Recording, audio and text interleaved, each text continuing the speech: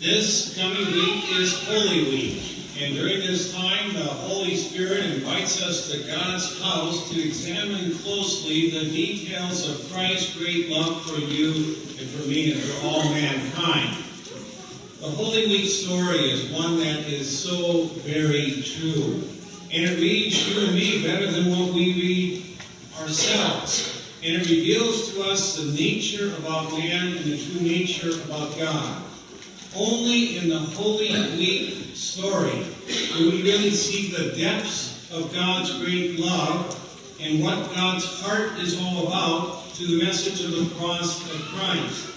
Through Jesus, on the cross, we see the heart of God and the love of God. And through Holy Week, we see the endless lengths that Jesus went through to redeem us and reclaim us and rescue us. Let us hear the first 5 verses of our text. Corey, would you please read verses 1 through 5? And as soon as it was morning, the chief priests held a consultation with the elders and the scribes and the whole council. And they bound Jesus and led him away, and delivered him over to Pilate. And Pilate asked him, "Are you the king of the Jews?" And he answered him, "You have said so." And the chief priests accused him of many things. And Pilate again asked him, "Have you no answer for me? See how many charges they bring against you." But Jesus made no further answer, so that Pilate was amazed. So Pilate was amazed. Isn't it amazing that Jesus did not engage in long conversations with Pilate or King Herod during Holy Week? He who is considered in the Bible to be the greatest advocate, Jesus Christ the righteous, the one who will judge everybody on Judgment Day, does not try to defend himself. And it's amazing to us because Jesus, every time the religious leaders tried to trap him, he would turn the tables upon them and other sophists, so he surely could have argued his way out of this. However, Jesus' destiny was to the cross. He knew that the road to the cross was a close time-woven weave. He would die precisely at 3 o'clock in the afternoon when the Passover lamb was being sacrificed, the exact moment. That was established before the foundation of the world.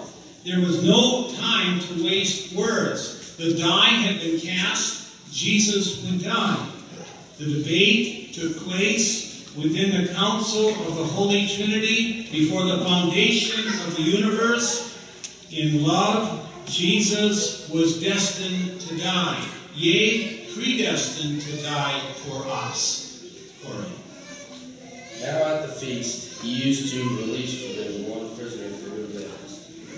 And among the rebels in prison who had committed murder and insurrection, there was a man called Barabbas. And the crowd came up and began to ask Pilate to do as he usually did.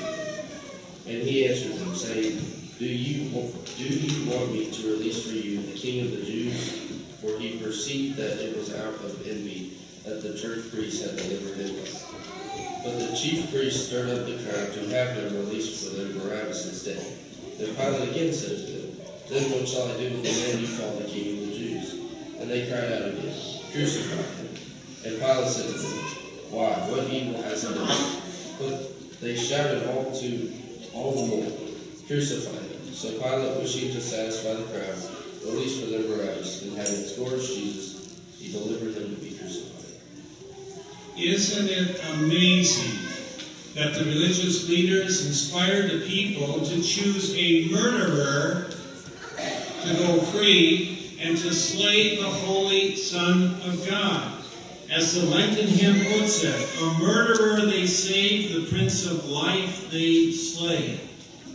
I read recently where the O.J. Simpson trial was the greatest botched trial recorded in history. I don't agree with that at all. The trial that Jesus went through was the greatest botched trial from a human point of view. It was egregious. Even before the trial started, the Supreme Court of Israel, the Sanhedrin, had plotted and planned to plant false evidence, false testimony, and false witness to have Jesus Christ put to death. They not only broke every rule in the book, they planned to break every rule in the book to make sure Christ was put to death.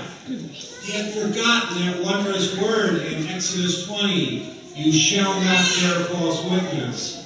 And then the irony, the religious leaders chose to allow to go free a man that everybody knew was a violent murderer, Barabbas, Bar, son, Abbas of the Father. So they allow the murderer, who is the son of Father, meaning of his name, to go free, and the Son of God the Father, they decide, should be crucified. What an exchange! But Jesus willingly goes through that exchange so he can take on his sinless shoulders our sins to give to us the gift of righteousness, a gift that was given to Brooks in holy baptism this morning. Corey. And the soldiers led him away inside the palace, that is the governor's headquarters. And they called together the whole battalion, and they clothed him in a purple cloak, and twisted together a crown of thorns. They put it on him, and they began to salute him, "Hail, King of the Jews!" And they were striking his head with a reed, and spitting on him, and kneeling down in homage to him. And when they had mocked him, they stripped him of the purple cloak, and put his own clothes on him, and they led him out to crucify him. Isn't it amazing how depraved people can become when they take bribes to become blind? And also when people fuel on one another, they begin to act at times subhuman when they break out into a mob and they lose all sense of right and wrong. The men of law and order, Jew and Gentile, in the world at that time were unmoved by the law of God. And when that happens, the demonic always breaks out. The devil was in his element, causing people to spit on Jesus, mock Jesus, repeatedly strike Jesus with a reed, strip him, and then clothe him and unclothe him with a purple robe. Purple, the color of Lent, not only reminds us that Jesus was a king, but all the indignities that he went through in love for us, that we might have the dignity of all being children of God and sons of God in holy baptism. And they compelled a passerby, Simon of Cyrene, who was coming in from the country, and the father of Alexander and Rufus, to carry his cross. And they brought him to the place called Golgotha, which means place of the skull. And they offered him wine mixed with myrrh, but he did not take it. And they crucified him and divided his garments among them, casting lots for them, to decide what each should take. And it was the third hour when they crucified him. And the inscription of the charge against him read, "The King of the Jews." And with him they crucified two robbers, one on his right and one on his left. And those who passed by derided him, wagging their heads and saying, "Aha, you who would destroy the temple and rebuild it in 3 days, save yourself and come down from the cross." So also the chief priests with the scribes mocked him to one another, saying, "He saved others, he cannot save himself. Let the Christ, the King of Israel, come down now from the cross, that we may see and believe." Those who were crucified with him also reviled. Isn't it amazing how Isaiah the prophet, 600 years in advance, predicted the suffering, death, and resurrection of Jesus Christ for the sins of mankind? And within that long prophecy, he pinpoints predictions such as the virgin birth and other predictions that were fulfilled to the perfect work of Jesus Christ. And then he adds that Jesus would be beaten bloody for the sins of God's people. And he says they buried him with the wicked, threw him in a grave with a rich man. Did you hear the language? He's predicting the future, but using past tense. Prophetic past tense. Highly paradoxical. What Isaiah is saying, that this was going to happen. This was a done deal as far as God's point of view. God had predestined this for our salvation. From God's point of view, nothing, absolutely nothing, was going to stop this ultimate Day of Atonement from playing out the way it did when Jesus would pay once for all for the sins of mankind. And when the 6th hour had come, there was darkness over the whole land until the 9th hour. And at the 9th hour, Jesus cried with a loud voice, Eloi, Eloi, lama sabachthani, which means, my God, why have you forsaken me? And some of the bystanders hearing it said, Behold, he is calling Elijah. And someone ran and filled a sponge with sour wine, put it on a reed, and gave it to him to drink, saying, Wait, let us see whether Elijah will come to take him down. And Jesus uttered a loud cry and breathed his last. And the curtain of the temple was torn in two, from top to bottom. And when the centurion who stood facing him saw that in this way he breathed his last, he said, Truly this man was the Son of God. Isn't it amazing that Jesus on the cross would cry out, my God, why have you forsaken me? How was it that the Father and the Holy Spirit, with the unity of Jesus, could be separated at this particular point, and that Jesus would cry out, God is separated from God? That question strips our finite human minds. How can God the Father and God the Spirit be separated from God the Son? And how is it possible that Jesus, while staked to the cross, is able to cry out with a prayer from hell when other people would not be able to breathe? And how is it in the Gospel of Mark that the only person that really catches clearly and cleanly who Jesus is a Roman Gentile centurion who stands at the foot of the cross? He watches what is going on there. He's seen many men die before, and he's never seen anyone die like this. One who is drinking the full cup of suffering, dying in our place. He is moved by the words of Christ, the love of Christ, and the example of Christ to cry out, truly this was the Son of God. He, by grace, somehow saw in Jesus the Holy of Holies, dying the most noble of deaths in the most horrific circumstances imaginable. And he confesses, truly this was the Son of God. There were also women looking on from a distance, among whom were Mary Magdalene and Mary the mother of James, the younger, and of Joses and Salome. When he was in Galilee, they followed him and ministered to him. And there were also many other women who came up with him to Jerusalem. Isn't it amazing that the women were faithful to the very end? They outshine the disciples.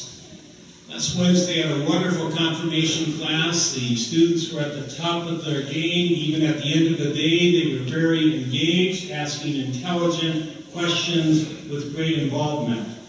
One student asked about the proof of the gospel being true.